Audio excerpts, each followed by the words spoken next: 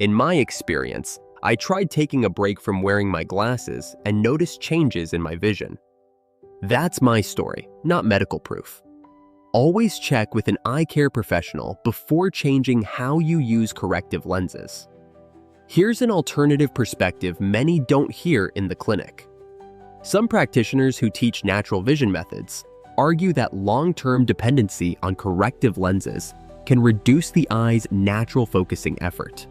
This idea is debated, and evidence is mixed.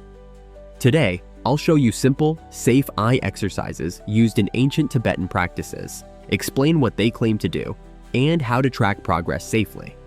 If you're curious about natural approaches, comment with your experience, and I'll address common questions. But first, let's understand how your eyes actually work. Your eyes use a small set of muscles to move and focus. The external muscles steer your gaze, while the ciliary muscle helps the lens change shape for near and far focus. These are simplified descriptions, and I'll link detailed anatomy sources in the description for those who want more information. Some vision method proponents say glasses reduce the eye's need to accommodate, while mainstream optometry views glasses as correcting optical focus without directly weakening muscles. The science is mixed, so I'm being transparent about the uncertainty. We'll treat these exercises as supportive practices rather than guaranteed cures. Think of it like this. When you rely on any tool to do work your body can handle, that function may get less practice. Some people wonder if the same principle applies to vision correction. But remember, do not stop wearing prescribed lenses without a professional assessment.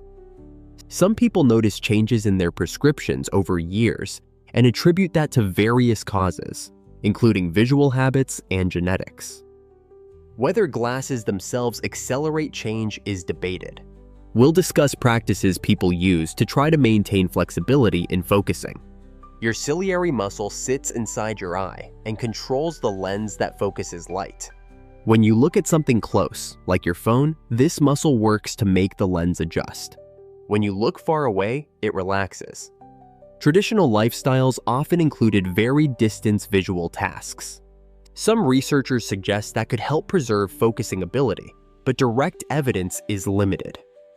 The problem many people face is that modern life keeps our eyes focused at similar distances for hours. Computer screens, books, and phones all sit about the same distance from our faces. This means our focusing muscles work in a very narrow range most of the day. Next, I'll show two simple Tibetan exercises that people use to wake up their focusing muscles and how to test if they're helping. These techniques come from practices that have been passed down for generations. Your eye muscles are designed to adapt based on what you ask them to do. When you constantly look at screens up close, these muscles adapt to that distance. Some people find that giving their eyes different focusing challenges helps maintain flexibility. If you prefer gentle, natural self-care approaches, these techniques may appeal to you. But they should be used carefully and alongside professional guidance. I'll link to sources in the description so you can evaluate the evidence yourself. This is why some people explore alternatives to simply getting stronger prescriptions year after year. Instead of just correcting vision problems after they develop, these methods focus on maintaining the natural abilities your eyes already have. Your eyes were designed with remarkable focusing abilities. Many people want to support those natural functions rather than replace them entirely. The question becomes whether there are safe, gentle ways to keep your visual system active and flexible. The approach we're exploring today comes from understanding that your focusing system works best when it gets varied practice at different distances. Rather than letting technology do all the work, these exercises give your muscles gentle challenges throughout the day. What if there was a way to support your natural vision alongside whatever correction you currently use? That's exactly what these ancient practices aim to do. Many traditional practices, including Tibetan eye exercises, aim to improve eye comfort and flexibility. Some people report benefits, but robust clinical evidence is limited. Consider them as low-risk, supportive practices rather than guaranteed cures.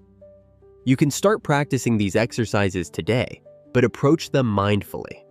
If you rely on glasses for safe daily activities or have an eye condition, consult your optometrist or ophthalmologist before making changes. Keep a simple weekly vision log. Record subjective clarity on a scale of 1 to 10, comfort levels, and whether tasks feel easier. Establish a baseline before beginning any routine and reassess every 4 to 6 weeks. Eyes can adapt in some ways. With consistent, safe practice and medical oversight, some people notice improvements in comfort and focusing flexibility. These methods aim to support eye comfort and flexibility. Use them mindfully, track any changes, and partner with your eye care provider.